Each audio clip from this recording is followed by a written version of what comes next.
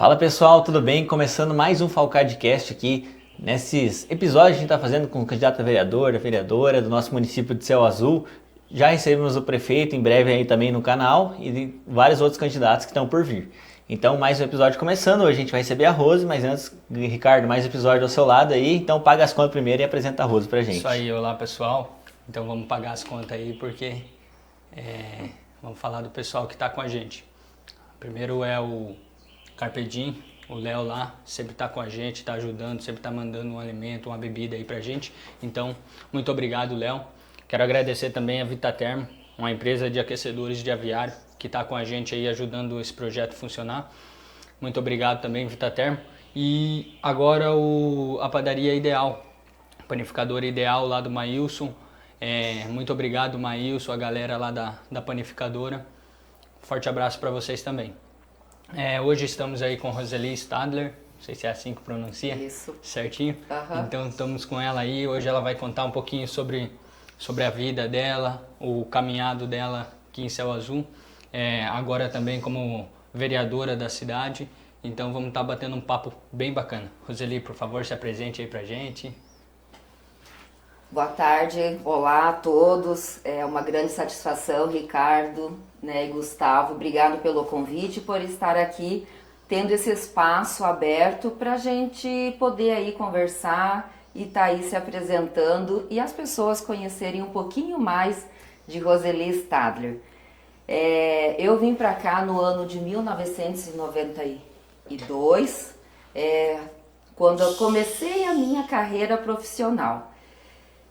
Nesse momento... Desculpa, você era de onde, Rose? Eu vim do município de Santa Helena. Vamos puxar então um pouquinho antes a nossa história aí.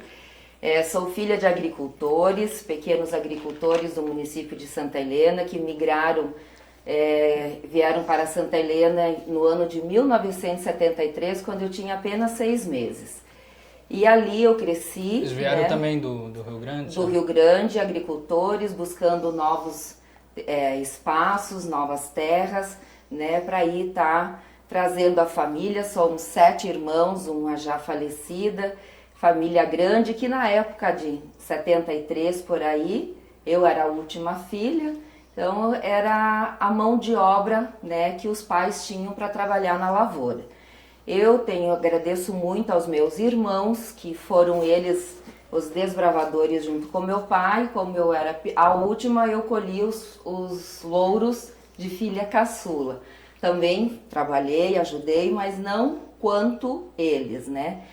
E aí eu me formei no magistério e Céu Azul abriu o PSS. Nessa época, eu já namorava com o Paulo, meu marido hoje, Paulo Stadler.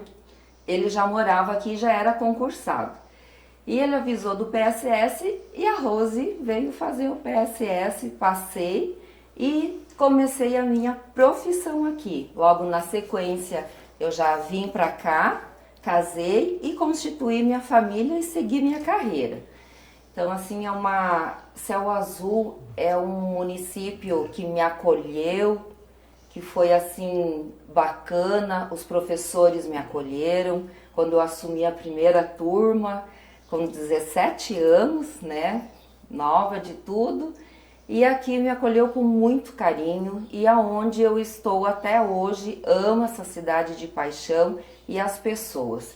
E aqui a gente foi criando laços de amizades, tanto profissionais como amigos. E estamos aí até hoje. Praticamente dá pra falar que você é azulense, né? Porque com 6 meses vim pra cá, então é criado aqui na região. Na região.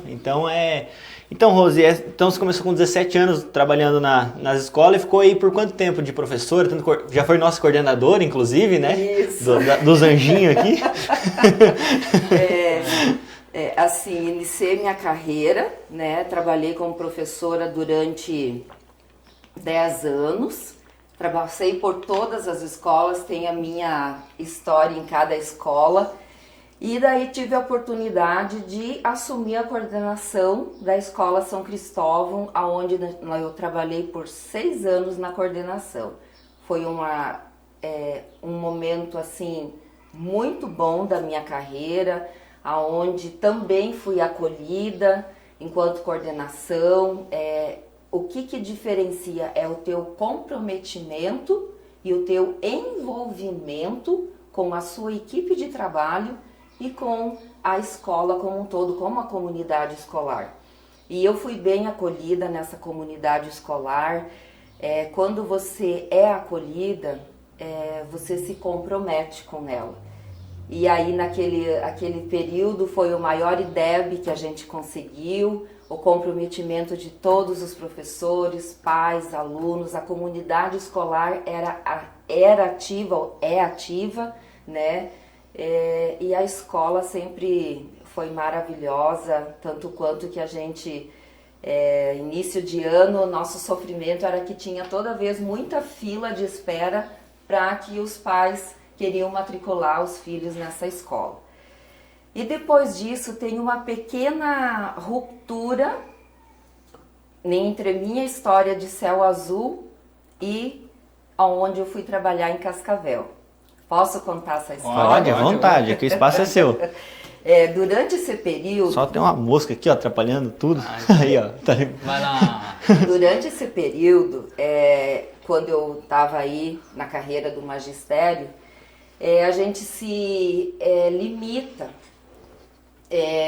ao espaço escolar e nós não temos a amplitude, muitas vezes, de chegar até a família e acompanhar a família, que é a família do nosso aluno. Mediante essa necessidade, eu senti a importância de buscar mais uma formação que completasse a minha formação enquanto professora, que suprisse, que eu conseguisse também chegar até as famílias que precisavam de um acompanhamento, de uma orientação, porque os filhos estavam na escola conosco. E foi aonde que eu fiz o curso de serviço social. Daí, passei em Céu Azul, no concurso, como assistente social. No entanto, quando chegou a minha vez, eu não fui chamada e o concurso acabou, assim, expirando o tempo dele. Aí eu tinha feito o concurso em Cascavel como assistente social e em 2012 eu fui convidada, convocada, e foi assim uma decisão muito difícil na minha vida. Eu falo, tem lutas que eu estava na coordenação da escola e eu fui chamada para assumir esse concurso.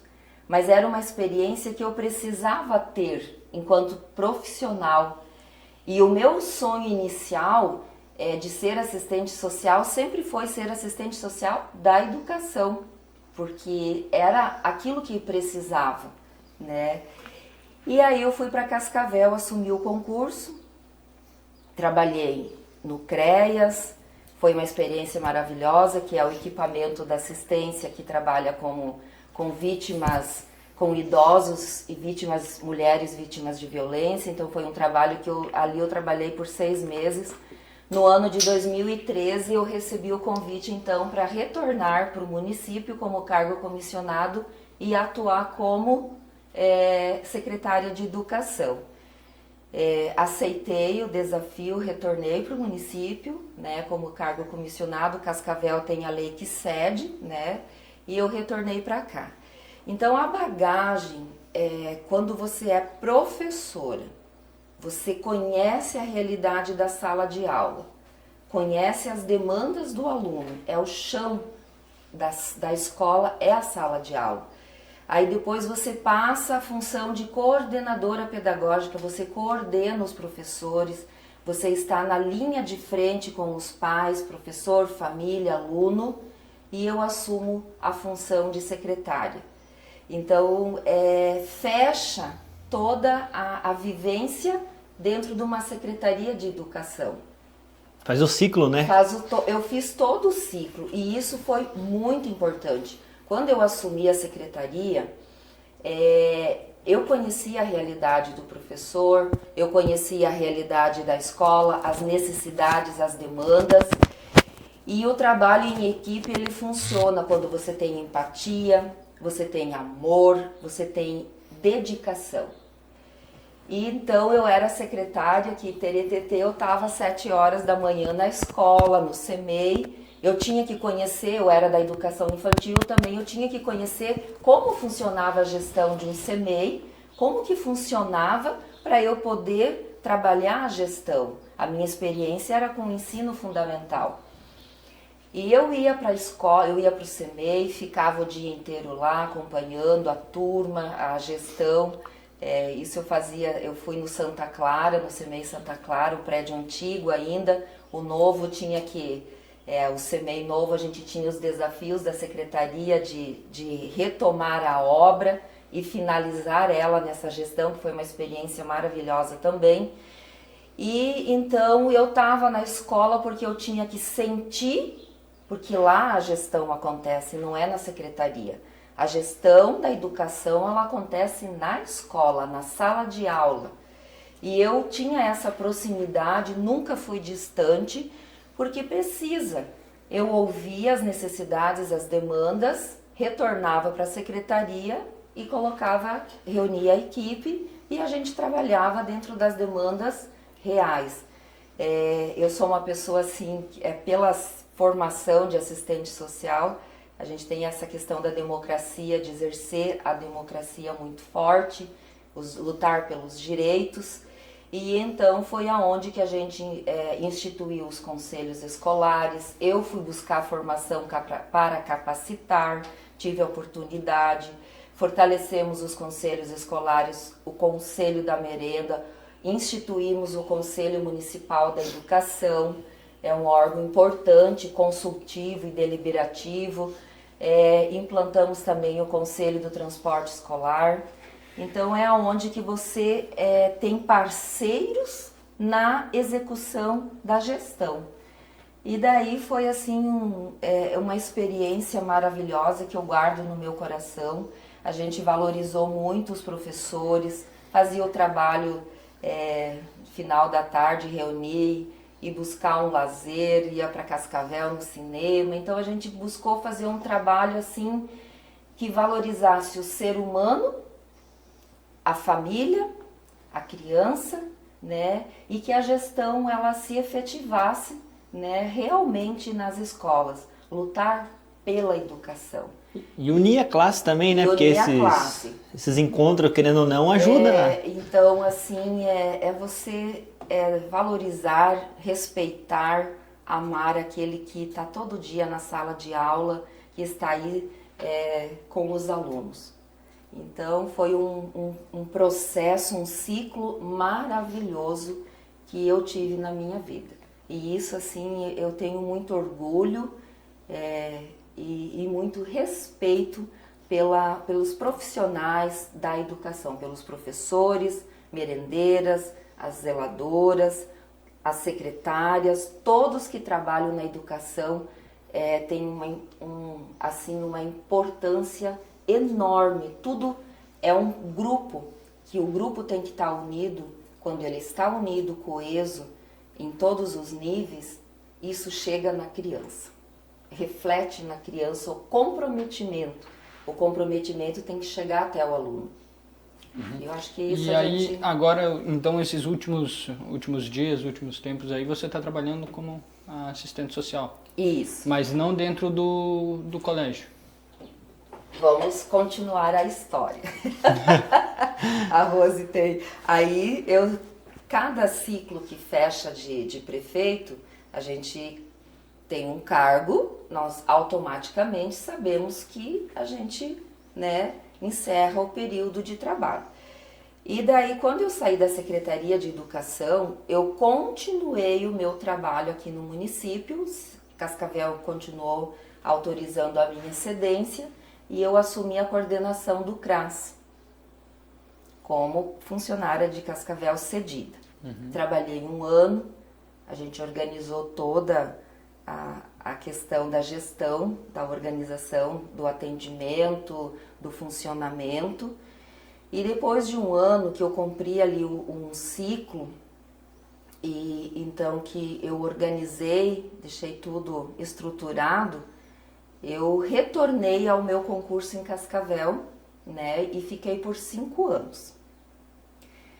Então, nesses 5 anos foi uma experiência também maravilhosa, que quando eu retornei a Cascavel, eu entrei no RH da Secretaria de Assistência, que é um RH enorme, são quase 500 funcionários. Então, eu entrei trabalhando no RH, com capacitação e auxiliava ali na questão de ponto e tudo mais. Visualizando a minha potencialidade e a implantação da nova lei de licitação, eu fui redirecionada para o setor de licitação. Então, tem tudo a ver com a minha profissão, tudo de assistente social, porque eu conheço a política pública, entendo ela, entendo de orçamento e conheço cada serviço executado na administração da Secretaria de Assistência.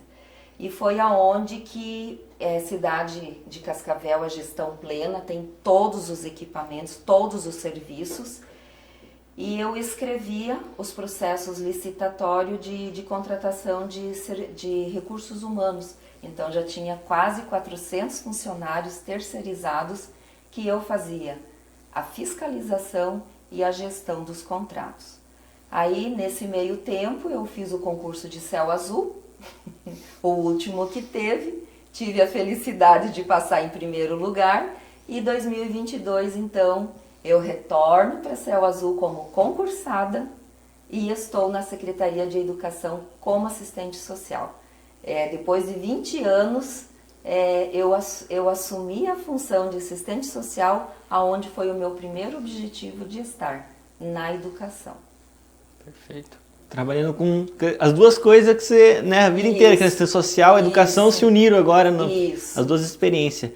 Tá, e Rosa, então foi a partir desse momento que você falou que start, falou, eu acho que para vereadora eu posso ser. Qual que foi o momento que você falou assim, eu vou me botar nessa empreitada aí diferente? Porque você comentou com a gente no off aqui que nunca tinha sido candidato para vereadora nem nada, foi a primeira vez agora, né? Qual foi esse momento da sua vida que você falou, e se eu arriscar? Então, é uma decisão difícil, não é uma decisão fácil de você colocar... Eu nunca trabalhei para ser candidata, eu trabalhei sempre de forma profissional e sempre esse humano, eu sou muito humana, então isso é muito latente, então você executa o trabalho com carinho, com amor, com compromisso.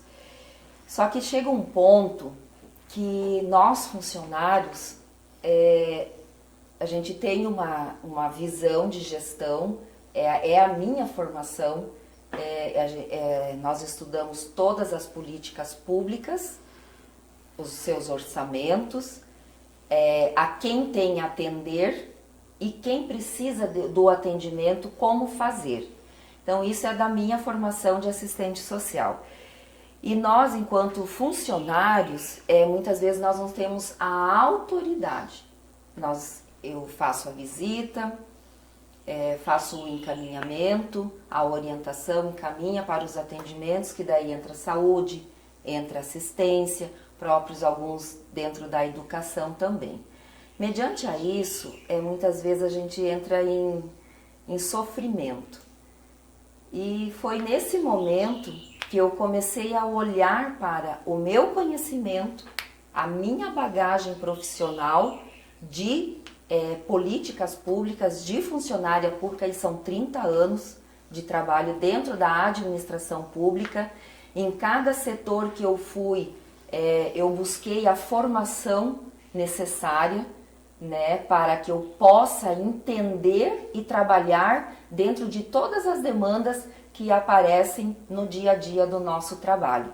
Então, nunca deixei de estudar, sempre estou estudando e estou estudando ainda. Agora estou fazendo mais uma especialização de medidas socioeducativas, que hoje aí nós temos muitos jovens infratores, e como trabalhar com eles dentro das políticas públicas, o que fazer. Então, eu me senti instigada a buscar essa formação também para ter as respostas às demandas que vão surgindo no nosso dia a dia.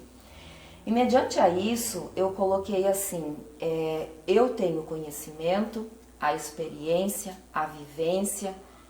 E chegou a hora, então, maturidade. Não é simples você ser vereadora. É um compromisso sério com a população, porque ela deposita a confiança em você, ela te dá o voto para te eleger e você tem que corresponder. Então, amadureceu essa ideia e eu falo assim, e lá, quem sabe eu vou conseguir lutar mais, tendo a autoridade de vereadora, de ter acesso a todas as políticas, de poder, assim, através do conhecimento, tá aí indicando, fazendo programas, indicando programas que é viável, que tem a demanda. E o meu próprio dia a dia do meu trabalho, ele me proporciona isso também, esse conhecimento do que precisa para os nossos munícipes. Então foi aí que eu bati o martelo, daí comecei a amadurecer a ideia e parece que é tudo junto. Quando você começa a falar de eleição, daí você começa a analisar e veio o convite, já tudo junto. E daí foi que eu considerei que também era o candidato que olha as pessoas. Eu estou com o Dr. Teles, né? É um candidato humano, que olha pelas pessoas, que cuida de pessoas.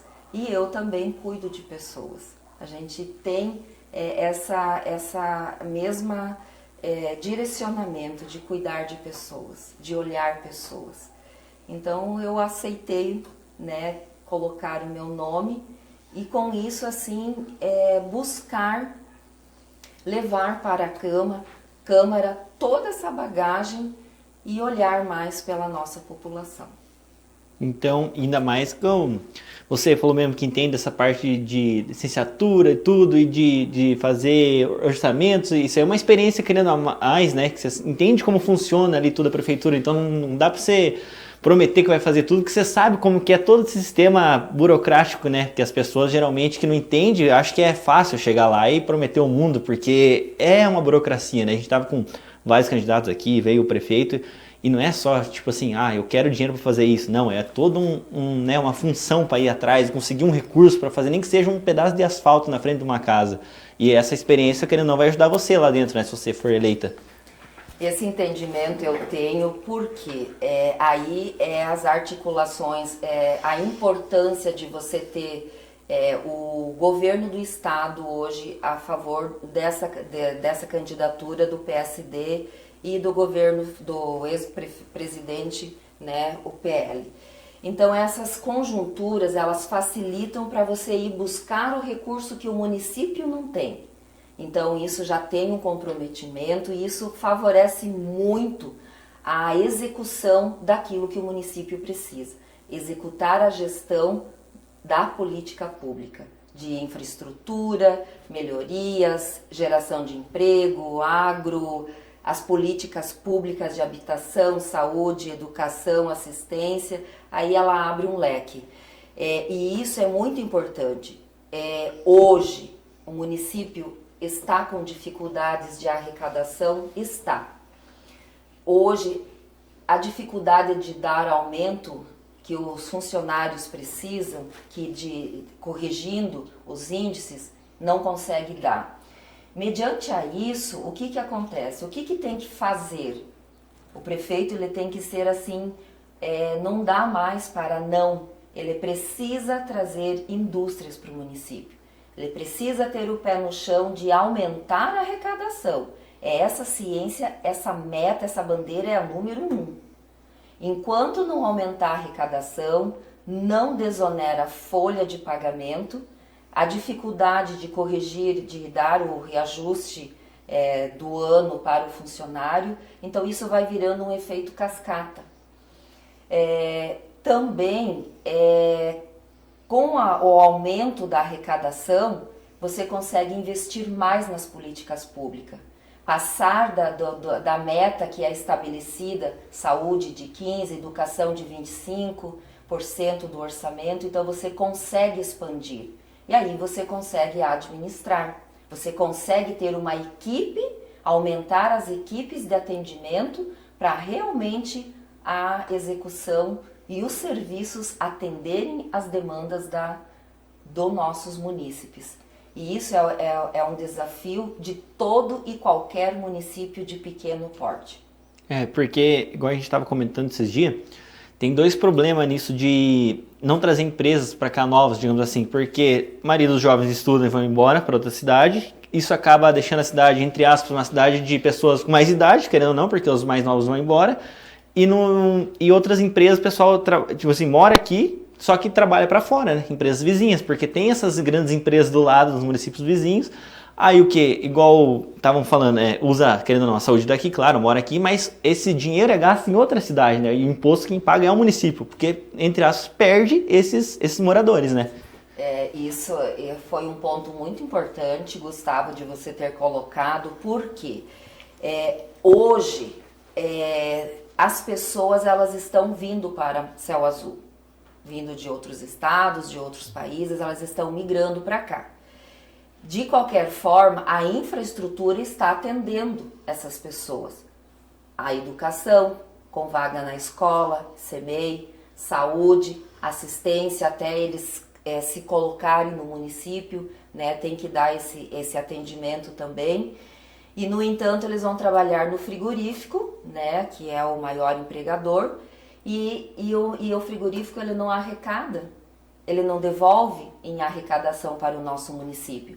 Então, nós mantemos uma infraestrutura de atendimento e estamos gerando impostos e arrecadação para outro município, mantendo a qualidade de vida desses funcionários aqui, e nós não temos esse retorno aqui.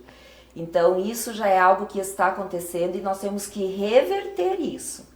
Então, a meta primeira é estar aí adquirindo terrenos, para estar aí começando a negociar com empresas para vir para o município se instalar, e aí sim temos que ter aí mão de obra qualificada, e vai vir mais pessoas para o município daquilo que nós não temos para ofertar. Então nós temos que parar com essa visão e trazer empresas, incentivar o comércio local, isso incentiva o comércio local.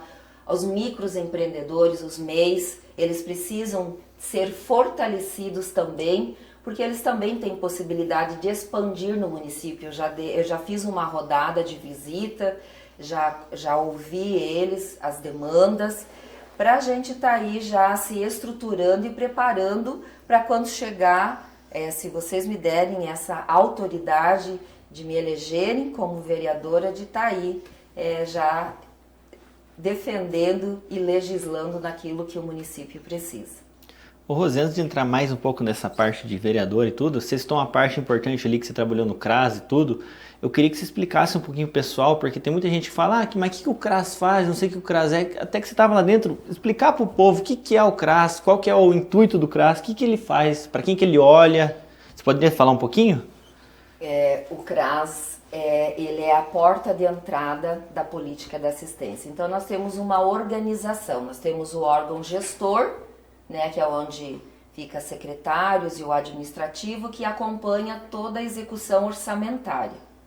E o CRAS, onde que é executada a atenção básica. E nós teríamos mais um equipamento que é o CREAS, CRAS, básica especial.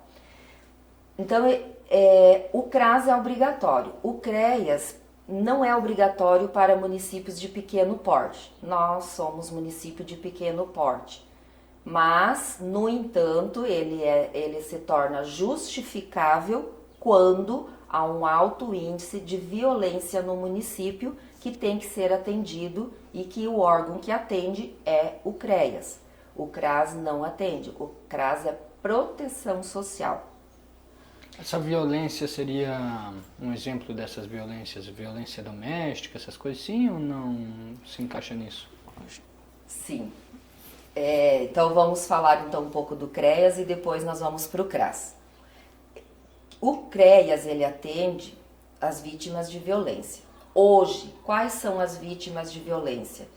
Nós temos muitas crianças e adolescentes com seus direitos violados, tanto por, assim, violência psicológica, abuso,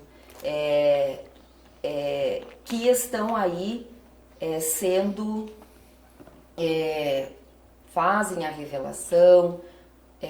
No entanto, não há sempre a possibilidade de atendimento contínuo, como seria necessário no equipamento que existe específico para isso, que é um trabalho voltado para isso.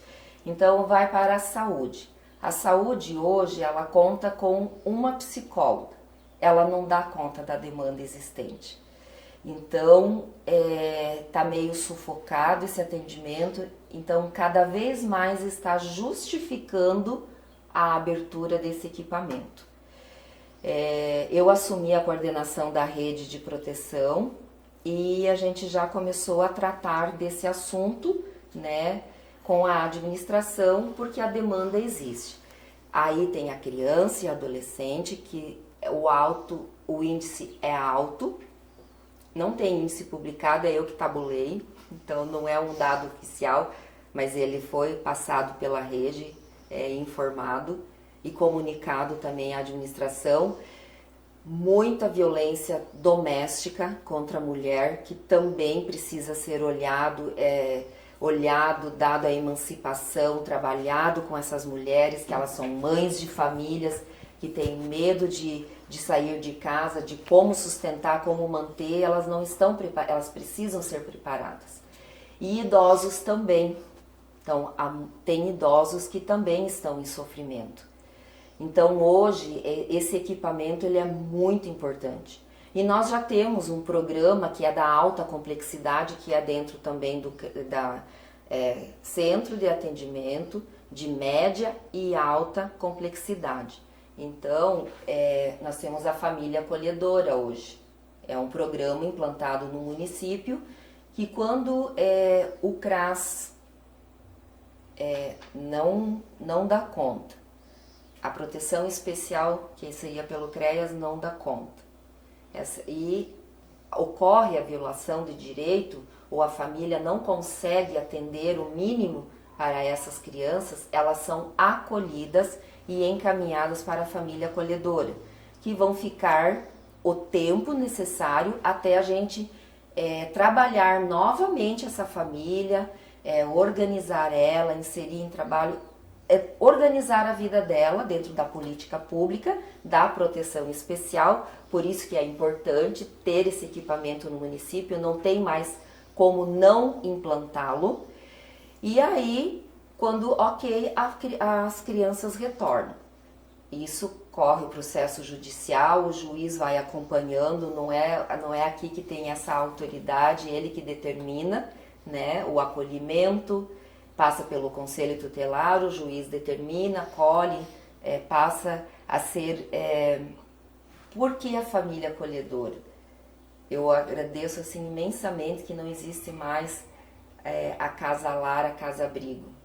A família, ela acolhe a criança, ela vai dar o amor, ela vai dar a rotina. Eu amo esse programa de paixão, gostaria muito de ser família acolhedora, porque é a oportunidade daquela criança viver uma rotina de amor, viver uma rotina de sentar à mesa, tomar café, almoçar, ter toda essa rotina familiar. E quando a família está apta, que o juiz tem todo o acompanhamento, considera que pode tentar a reinserção, essas crianças são reintegradas à família. E é acompanhada, né, continua sendo acompanhada. No entanto, não dando certo, é acolhido novamente, trabalhado novamente, não tendo sucesso, encaminha-se, aí se destitui e encaminha-se para a adoção. E o CRAS, então, ele é a porta de entrada. Ele vai trabalhar, vai cadastrar as pessoas no cadastro único, é onde que recebe os benefícios, é acompanhado pela assistente social, onde tem os grupos do serviço de convivência e fortalecimento de vínculo com as crianças. Então é onde que o vínculo ele existe, ele é fortalecido.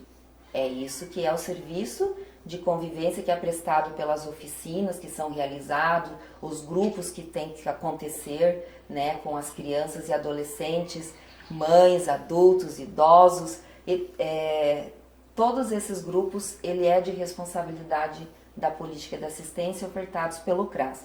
Hoje o município tem parceria com a PAI, com a CNI, com o Clube do Vovô, com o Centro de Atendimentos lá. Então ele também firma parcerias, né, subvenções, para que também esses espaços atendam essas demandas. E ainda o serviço o PAIF, Serviço de Fortalecimento da Família. Né? Então também é feito os grupos, onde é trabalhado oficinas, artesanatos, outras atividades, aonde busca aí aborda temas necessários, tem os benefícios, tem a cesta básica. Eu sempre, quando eu fui coordenadora, eu falava assim, como a gente vai trazer, organizar, nós fizemos a parceria daí com o centro comunitário ali do São Lucas, o CRAS é do lado, agora ele está sendo construído novamente, as oficinas continuam ali sendo ofertadas, foi feita a parceria com a igreja, ali a comunidade, e o centro comunitário ele passou, né, a ser assim cedido para usar para as oficinas em contrapartida, manutenção, água, luz, né, o município assumiu essa responsabilidade, continua assumindo, para usar o espaço. E daí eu vi assim, como a gente vai começar a trabalhar, assim, orientar essas famílias que recebem os benefícios. Então, uma estratégia foi marcar um dia, uma reunião, onde naquele dia eles pegariam a cesta básica. Lógico, se acontecesse a necessidade durante o mês, isso, aquilo, tinha flexibilidade, isso é humano, né? Isso tem que acontecer. Mas a grande maioria via naquele dia pegar. Buscar o alimento. E ali a gente fazia as reuniões, fazia o acolhimento, explicava os seus direitos, assim, coisas que eles ainda podiam ter dentro da proteção básica, podiam participar, podiam trazer mais gente para ouvir, era falado sobre o BPC, aposentadoria, era falado o assunto que eles demandassem, nós trabalhávamos com eles. Isso é formação cidadã, né? Então foi muito bacana, foi uma experiência maravilhosa, trabalhamos assim, fizemos muita licitação para que esses serviços acontecessem, né? Foi uma experiência assim que eu amo de paixão, guardo no meu coração até hoje. O encerramento, a gente encheu aquele centro comunitário, ficou gente fora. Então assim, nós conseguimos agregar, trazer e trabalhar realmente aquilo que precisa ser trabalhado dentro do CRAS, que é manter esse vínculo familiar. E quando se rompe, ele vai para o atendimento especial, que seria outra equipe, outro atendimento em outro local. São separados para não perder vínculos afetivos entre o profissional e a família. E é muito importante esses serviços sociais, porque querendo ou não, essas minorias, elas, tipo assim, pensam, tem alguém olhando para mim, né? Eu não tô sendo esquecido aqui no município, tipo, tem alguém que se importa comigo. E a partir do momento você pode, algo que resulta lá na frente, por um exemplo a grosso modo aqui, tipo, você pode tirar uma pessoa do mundo do crime, por exemplo, assim, né? Com certeza. Então, esse é o objetivo. E hoje, Roseli, a gente tem muitas famílias no município, dependendo de uma cesta básica, desse trabalho? Tem. Conseguiria dizer assim, números mais ou menos? Como eu posso dizer assim, tem famílias que elas estão assim, uma vulnerabilidade momentânea. Teve uma situação de uma doença que demandou, talvez não teve o exame ou o medicamento, teve um gasto extra que não estava computado e necessitou ser assistida. Então é momentâneo, 1 mês, 2 meses, máximo 3, encerra, né? Ela já volta no seu ritmo. Tem a pessoa que vem para o município, né? tem o dinheiro para passagem, né? Vem com a mudança, assim, com a mochila. Na cara e na coragem. Isso, aluga um espaço, né? Uma casa, e também é uma necessidade momentânea. Já procura o trabalho até receber o salário, isso, aquilo, um mês, máximo 2, ok, já está. Temos idosos que não têm mais condições de trabalhar e que isso como eu estou hoje, desde 2022, quando eu retornei no município, concursada na educação, então eu visito famílias, atendo famílias dentro da educação com crianças. Eu não visito idosos.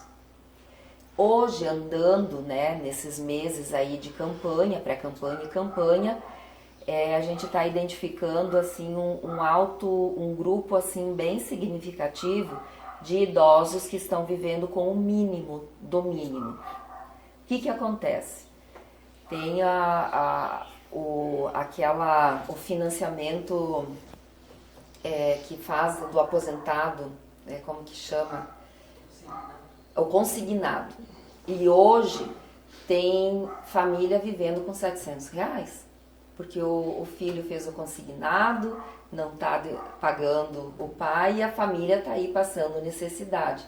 Então esse não é uma necessidade curta, ela é uma necessidade de longo prazo. E nós precisamos olhar a segurança alimentar, olhando o idoso, o acamado, que nós temos hoje bastante, acamados por acidente de trabalho, acidente de trânsito, acamados assim que por um motivo de saúde também ficaram acamados. Então são famílias que dependem longamente serem acompanhados.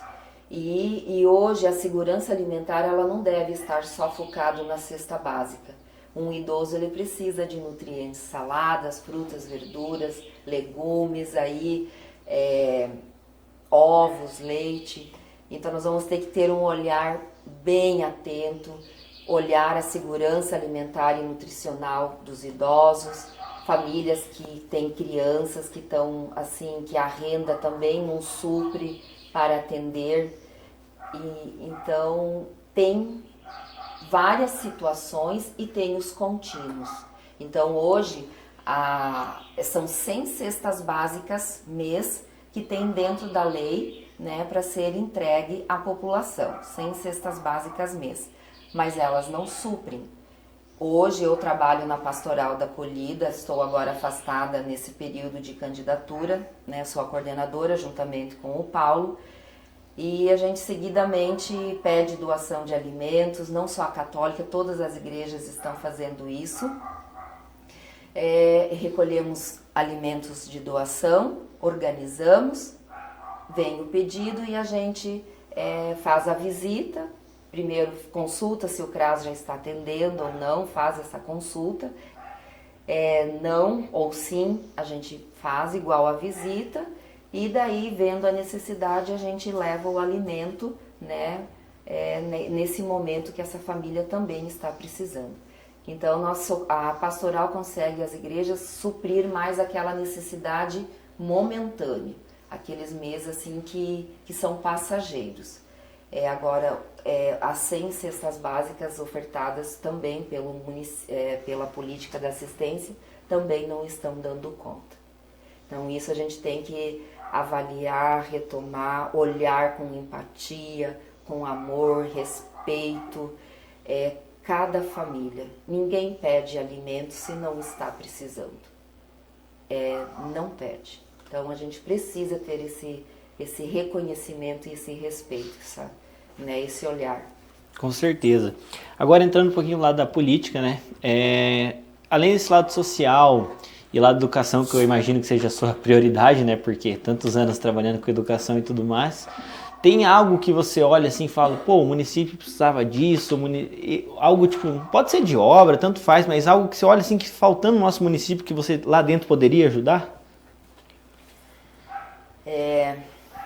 Retomar. Eu falo a palavra retomar muitas ações. Primeiro, infraestrutura, né, moradia. Então, muita gente precisa de moradia. Então, esse compromisso de buscar, né, os programas de moradia e implantar. Isso é necessário. Indústria, já falamos, necessário. Incentivar o microempreendedor, ampliar, necessário.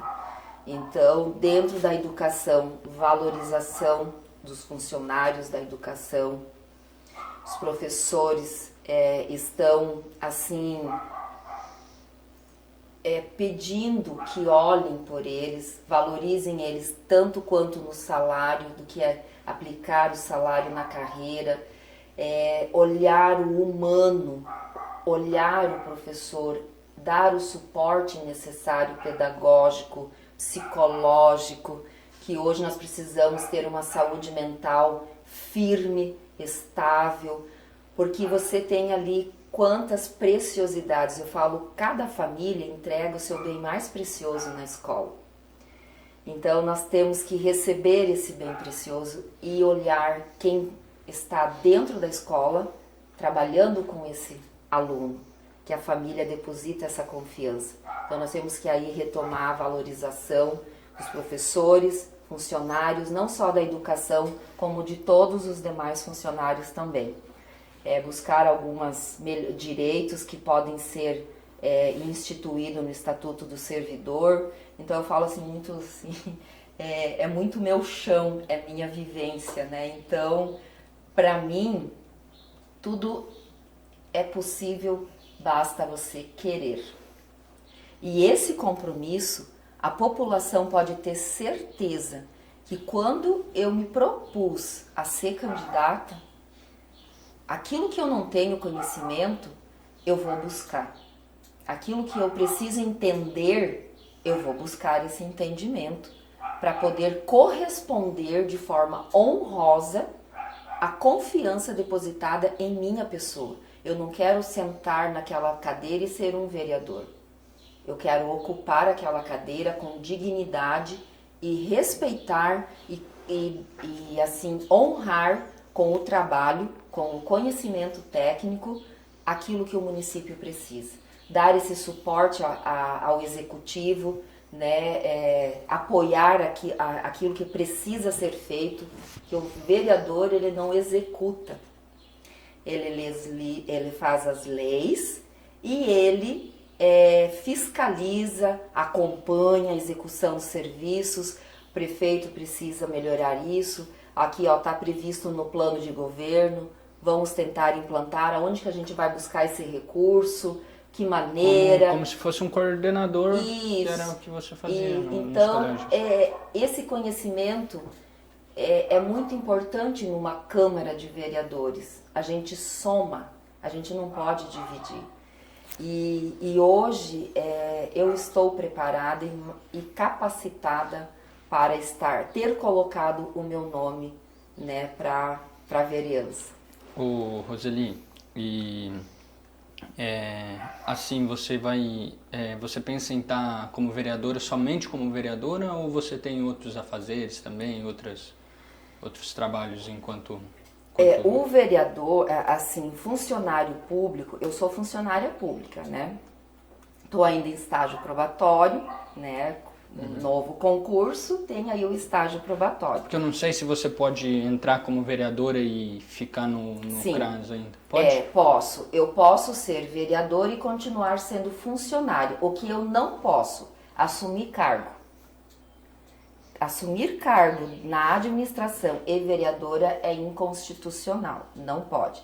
Então eu executo a minha função, vou ser assistente social, né, e vou ser vereadora. E eu sendo assistente social, isso me dá assim, eu vou estar... Uma conexão com o povo, isso, né, diretamente. Diretamente com o povo para estar trabalhando na Câmara de Vereadores. Novas também. Isso. Eu sei o que a população precisa pelo meu serviço para trazer. Então é assim que você pretende trabalhar, com os dois... E hoje tem a lei o assistente social, ele tem a lei das 30 horas.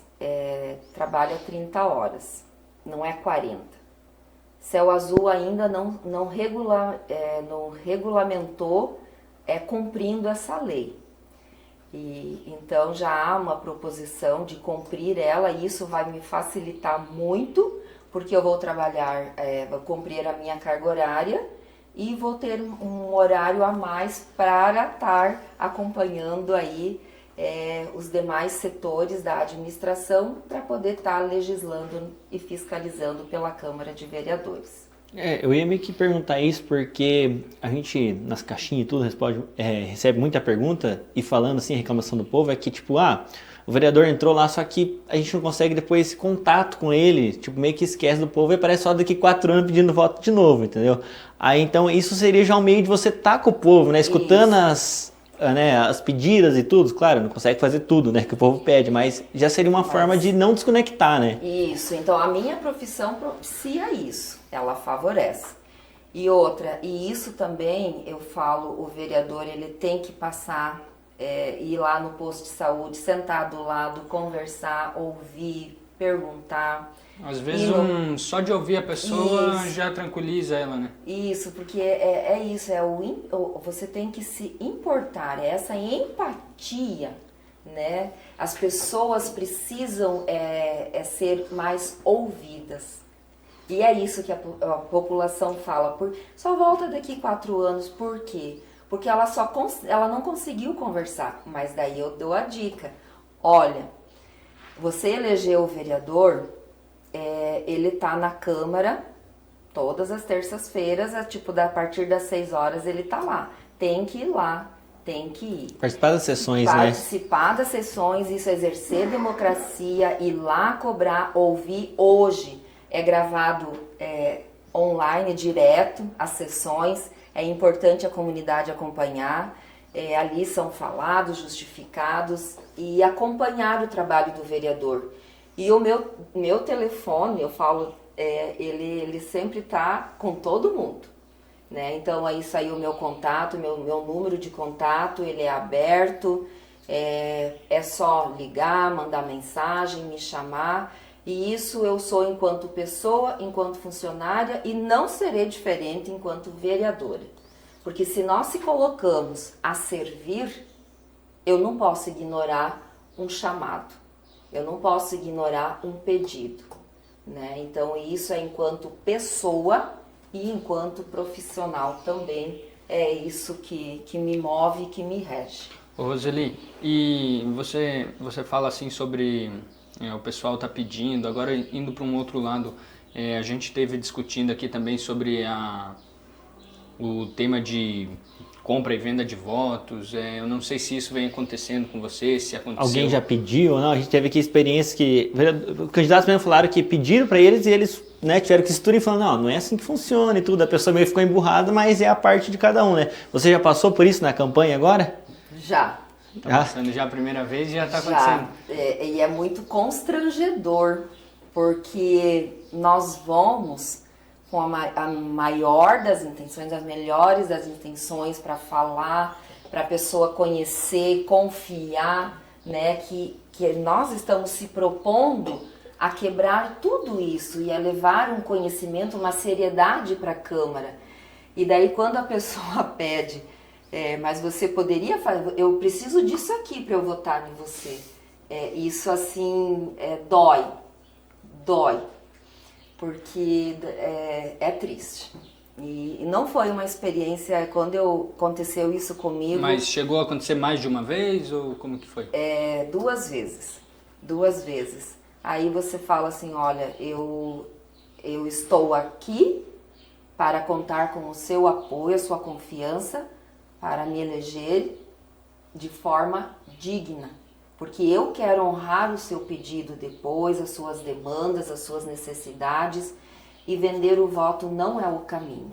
Então, de minha parte, isso não vai ter. Agradeci, né, e falei, olha, se você confiar, é esse meu nome, é esse meu número, e espero contar com o seu apoio, mas de forma honrosa, honesta. E é capaz da pessoa querer ficar brava ainda, né? Depois de ouvir um não, sendo que ela que tá errada, né? É complicado essa parte, querendo ou não, né? Acontece. É uma situação, assim, indelicada. Eu diria, assim, a palavra indelicada. E como que tá sendo essa campanha sua primeira aí? Tá indo de casa em casa, já tá indo nos bairros também acho que com o Dr. Teles fazendo, né, e passando nos bairros. Como que tá sendo essa experiência de ouvir o povo chegar, apresentar seu nome e falar, ó, tô sendo candidato, tá sendo bacana? O pessoal olha e fala, se surpreende ou como que é? O meu nome ele foi muito bem aceito, né? Assim, as pessoas elas me conhecem e foi muito bem aceito.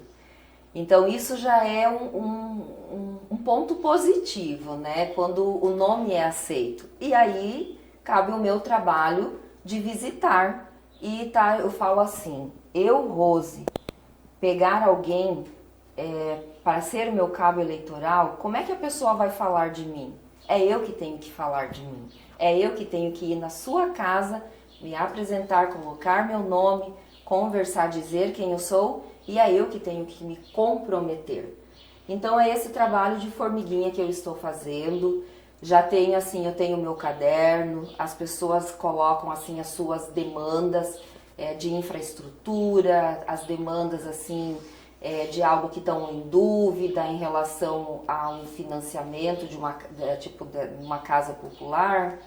Então são eles as demandas, já deu 2 folhas aí anotadas que a gente já está aí assim, é um compromisso depois de retornar e dizer, olha, aqui é assim, aqui vai ser, ó, por exemplo, tem muito pedido de boca de lobo. Hoje, a questão ambiental, eu falo, é complicada, a chuva ela não é mais uma chuva calma, ela é torneral, ela é torrencial. E com isso está gerando alguns problemas de casas serem inundadas porque falta uma boca de lobo. Então talvez é um programa que vai ter que ser instalado assim a curto prazo, né, para que as famílias não tenham essa situação de talvez até não estar em casa e chegar e a casa está inundada. Então são várias demandas aí, a terceira idade assim tá me chocando bastante, que como eu falei antes não é um público que eu visito, né, porque eu estou na educação, mas assim a terceira idade, os acamados, a gente precisa olhar urgente. Tem que ter esse cuidado, né? Querendo ou não, esse olhar, não pode... Porque são idosos O caso que... da sua avó também é um caso de... São idosos que eles já contribuíram a sua vida, o seu trabalho. E hoje aquilo que eles aquele valor que conseguiram se aposentar não está cobrindo. Então o município ele tem que atender essas pessoas. Ainda nós temos questões de moradias, assim, eu visitei uma casa, falo assim, que cortou meu coração, ficou assim, falei, meu Deus, casa caindo, então, o que fazer? Eu falo como seria importante nós termos aí, ainda inativa, o Rotary Clube, né, que eu era parte dele, onde a gente fazia as promoções, comprava material quando precisava construir, fazia alguns mutirões de carpinteiros, de mestre de obra, ia lá, ajudava. Então, assim, é esse voluntariado que também, que poderia, em alguns casos, dar esse auxílio, né? A gente tem coisas que a administração não consegue, não está previsto na lei da assistência, isso talvez pode ser alterada, a construção está reforma e tem um valor nessa reforma que não cobre talvez a reforma necessária naquela casa. Então tem casos que foge da regra, que chega a um ponto que fugiu da regra, né? Então a gente tem que olhar diferente. Talvez hoje seja necessário rever a lei orgânica da assistência social. Rose, chegando, estamos 1 hora de conversa, quando o papo é bom, flui, né? O Ricardo, se quiser preparar a última pergunta, cara, aí eu vou preparar uma também. Você tem umas do Instagram aqui? Pode ser, daí você manda as caixinhas, eu vou falar, Rose, como que você vê o município de Céu Azul, por exemplo, daqui 10 anos, o futuro de Céu Azul, como você imagina? Pode ser o futuro perfeito ou não, você que descreve, como você vê o município daqui para frente? Eu avalio que Céu Azul tem uma capacidade, uma potencialidade maravilhosa. O que precisa? Bons gestores. É isso. com bons gestores no executivo e uma Câmara qualificada, a projeção ela é boa. Hoje nós temos muitas demandas que precisam ser olhadas para a gente projetar nesse céu azul. Olhar as nossas famílias que têm filhos autistas, olhar os idosos, olhar as nossas crianças, os nossos professores. E isso tudo a gente tem que abraçar essas causas, essas lutas, olhar o nosso jovem que está aí na dependência química. Precisamos firmar parcerias, olhar mais, precisamos aí mais intervenção no município, né, policial. Então é algo que a curto prazo e médio prazo precisam ser feitos para que a gente projete esse céu azul melhor, promissor, mantendo, né, os nossos filhos aqui, né, tendo oportunidade de trabalho aqui. Então, o que precisa é bons gestores. Com bons gestores, o futuro ele se projeta.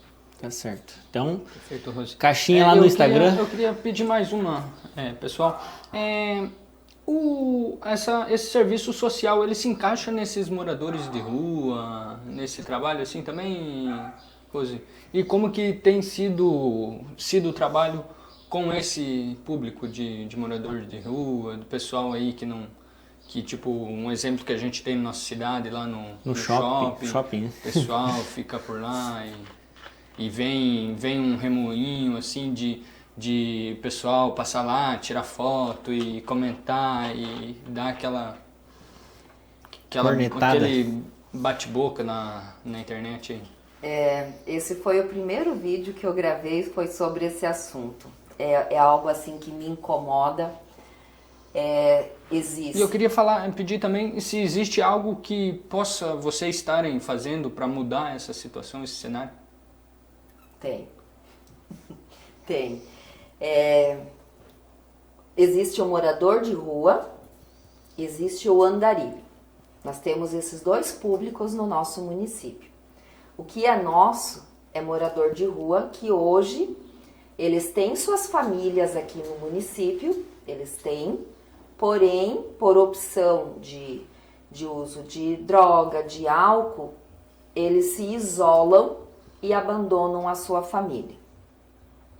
E a família também precisa ser olhada, porque tem um pai e uma mãe ali, né, que tem um filho que não consegue sair, né, desse ciclo que ele está inserido. Então hoje nós temos ali que ficam lá no shopping, nós mesmos pela pastoral a gente atendeu. O município hoje, ele não seria esse equipamento do CREAS que atenderia. Que seria o especial. Isso, né? Que daí é o convênio pela saúde, né, com clínicas. Não é clínicas de curto prazo, é clínicas de longo prazo, 1 ano, 1 ano e meio. Então, para que a pessoa consiga se limpar, né, da química, do vício que está nela. Então, é um processo longo e não está difícil de resolver. Tá ainda, e por que não está difícil de resolver? Porque eles têm família.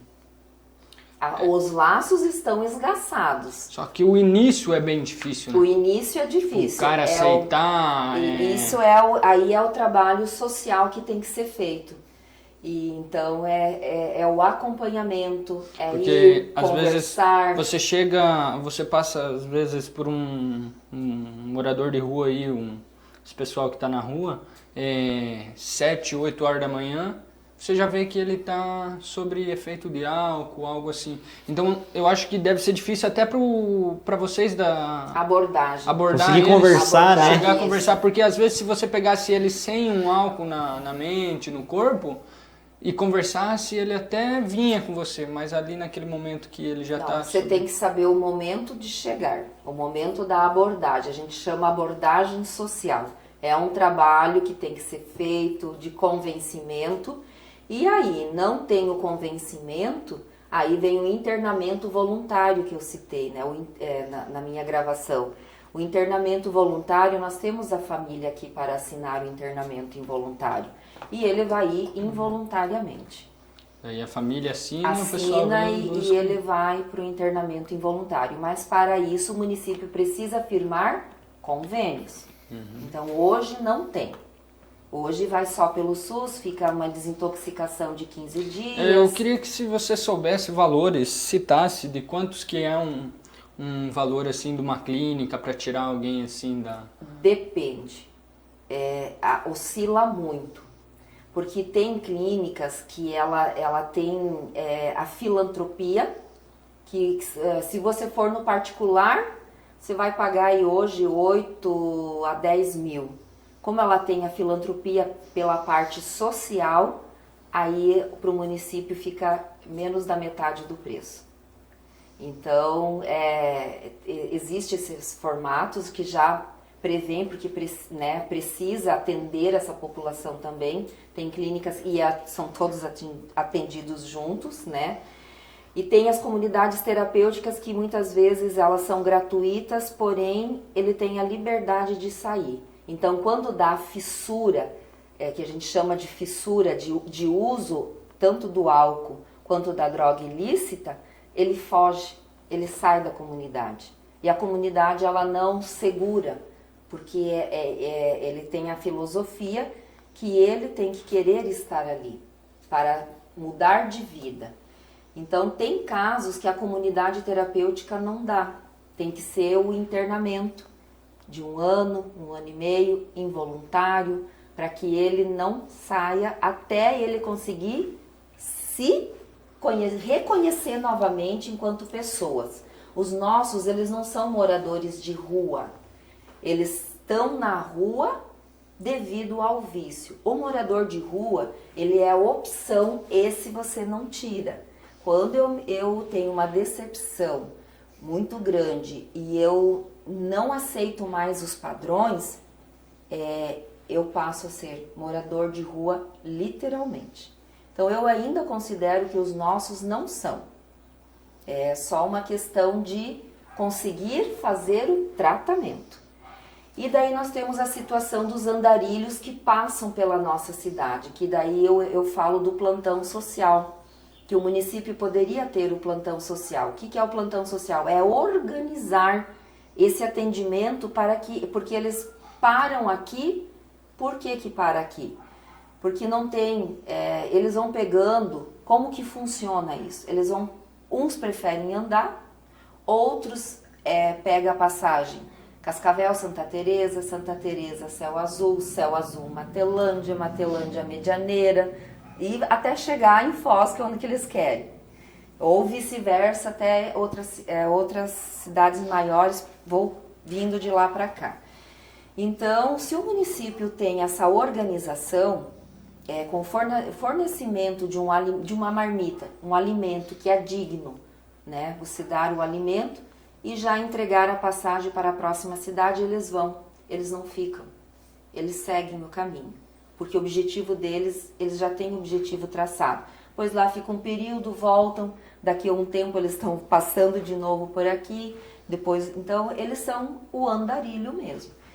E muitas vezes e uma recomendação para os nossos munícipes, nunca deem dinheiro.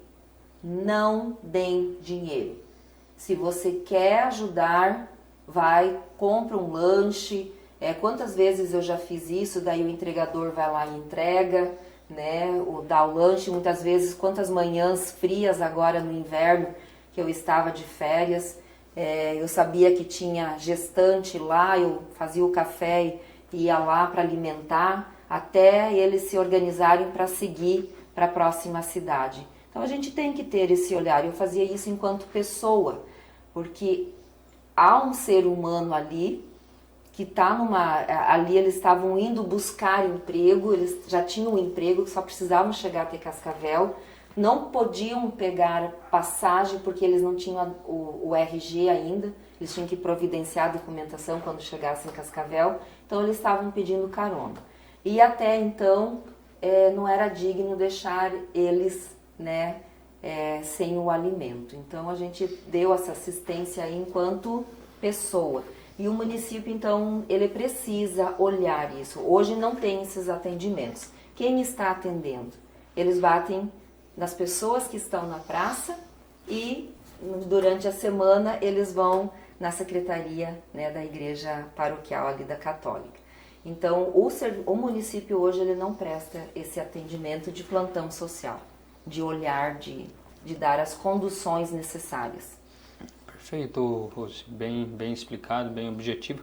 Então, o pessoal mandou aqui ainda duas perguntas para fazer. Uma é... O rapaz aqui pede como foi a faculdade de serviço social, se vale a pena. Muito. Eu sou... Aí estão falando com alguém que é apaixonada, né? E eu, quando eu sempre falo...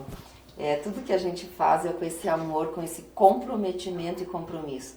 Quando eu me formei, eu já assumi dar aula na graduação. Eu dei aula há 5 anos na graduação, no curso de serviço social, trabalhando políticas públicas, trabalhando com TCC, trabalhando com gestão. Então, assim, todas as disciplinas passaram pela minha mão 5 anos.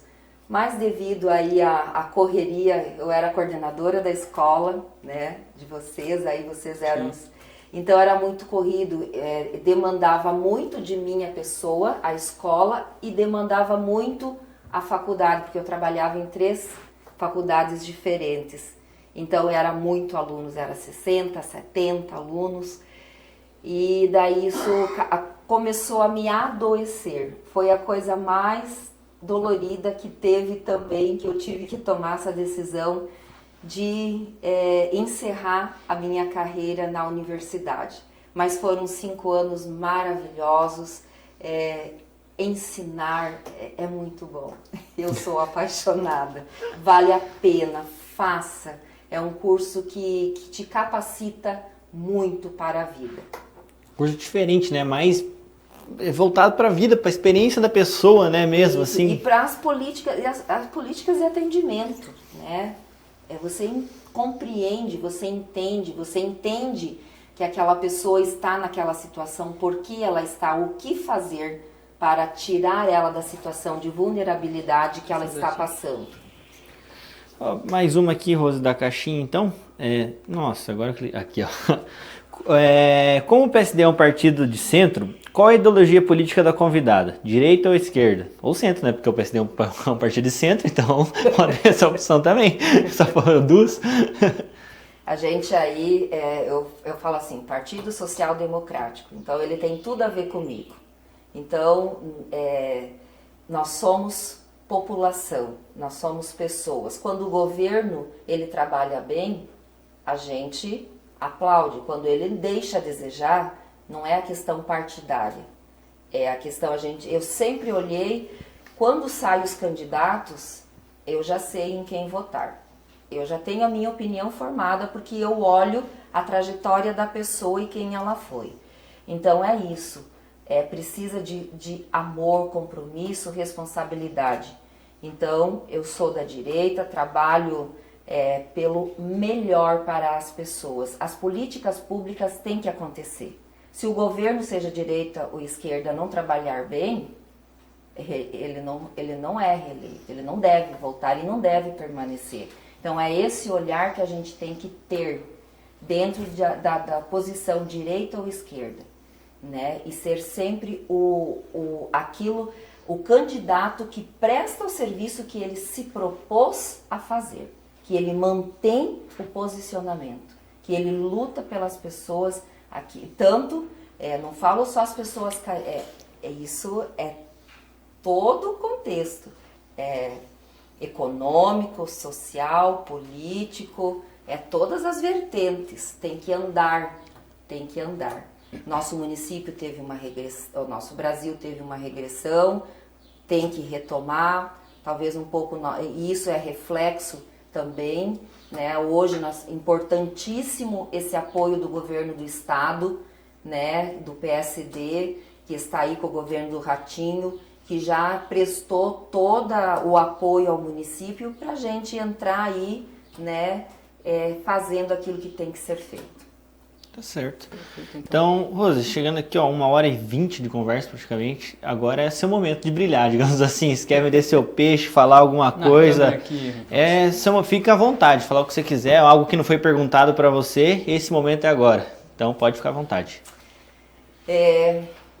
Amados de Céu Azul, carinhosamente, eu me coloco aqui enquanto pessoa, enquanto cristã, né? A gente assim tem Deus como centro, família ela tem que ser fortalecida e eu estou aqui hoje pedindo o apoio de vocês por meio do voto consciente, do voto de confiança para que eu possa te representar na Câmara de Vereadores. E eu sempre serei aquela pessoa que você pode me encontrar na rua, dar a mão, parar, conversar, pedir, dialogar, me cobrar se eu não estiver atendendo aquilo que eu me propus. Mas isso eu tenho certeza que não vai acontecer, porque quando eu dei o meu nome, eu me comprometi. E cada casa que eu vou, cada voto que eu estou aqui, ó, pedindo pela confiança, é uma responsabilidade muito grande. E eu nunca dei meu nome para não corresponder. Então confiem. Minha família, meu pai honroso falecido, sempre me ensinou: levanta a cabeça, faça sempre o que é certo, nunca faça coisa errada, porque você anda na rua com dignidade. E é isso que eu sempre carreguei comigo. Antes que alguém me cobre, eu já tenho pronto. Nem que eu passe a noite fazendo, escrevendo, trabalhando, produzindo, mas eu chego antes e entrego. Então isso é de minha pessoa. Então confiem, depositem essa confiança, vamos renovar a Câmara, vamos colocar pessoas com capacidade, com garra, com conhecimento. É a força da mulher na Câmara. É Roseli Stader desta vez, conto com seu apoio. Vote 55123. Não se arrependerá dessa confiança que você depositará em minha pessoa. E ao nosso prefeito, Dr. Teles e vice Jorge Rieger, 55 para dia 6 de outubro, né, concluirmos o nosso e começarmos os nossos trabalhos. Obrigado, atenciosamente agradeço o convite. Perfeito, essas foram as palavras da Rose. Eu também quero deixar uma mensagem para que o pessoal pense aí sobre esse assunto de venda e compra de voto. Roseli falou como que é aí. Quero agradecer então, Rose, por ter confiado no nosso trabalho, ter vindo aqui, bater um papo, tirar um tempinho do seu dia a dia. A gente acredita que deve estar uma correria também, mas a gente agradece de coração por ter tirado esse tempo, por vir bater um papo com nós, aceitar o convite. E é isso, Gu. É isso. Quer pagar as contas lá? Agradecer mais uma vez nossos patrocinadores, né? A Vitatermo, o Maílson que ajudou a gente hoje lá na panificadora ideal, o Maílson, Evanilson, todos os Ilson que tem lá na panificadora. O Léo do Carpedim sempre com a gente também, muito obrigado. Rose, obrigado pelo convite. O Ricardo falou, tá corrido, né? Época de campanha, aquela loucura, mas nossa, parar aqui e conversar, muito obrigado mesmo. É uma honra, foi uma honra para mim. Pra gente, com certeza também, com essas suas palavras, faz a gente começar a pensar diferente um pouco, não só no próprio umbigo, começar a olhar também o tanto de problema que tem na cidade aí, você vem trazendo pra gente. Então, não só nós dois, mas o pessoal que está assistindo aí em casa também, começar a pensar, refletir um pouquinho sobre as palavras da Rose aí. Foi um bate-papo muito bacana, que com certeza pra gente vai ter muitas melhorias como pessoa também. Eu quero agradecer vocês que estão assistindo, que estão compartilhando aí. Se você não é inscrito no canal ainda, já se inscreve, compartilha, manda para um amigo aí assistir também o episódio. E fiquem ligados aí que a gente vai estar deixando caixas de perguntas, mandem sugestões, críticas também, que são importantes. E assim a gente vai conseguindo fazer um trabalho cada vez mais bacana. Fechou, pessoal? Valeu, é isso.